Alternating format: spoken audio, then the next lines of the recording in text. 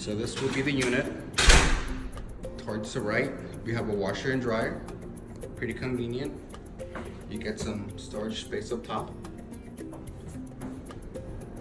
Towards your left, we have a Nest thermostat, and then we have a coat closet.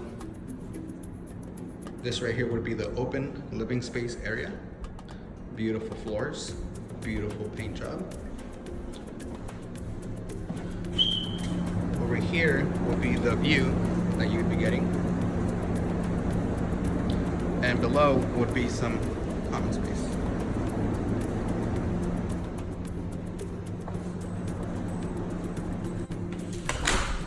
You can raise the blinds.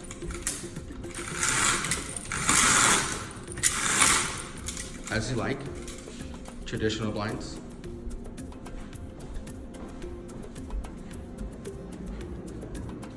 This would be the bedroom. Open windows. Traditional closet. Make our way over to the kitchen. We have a dishwasher, gas stove, and then your refrigerator. Plenty of cabinet space up top. And at the bottom for your pots and pans.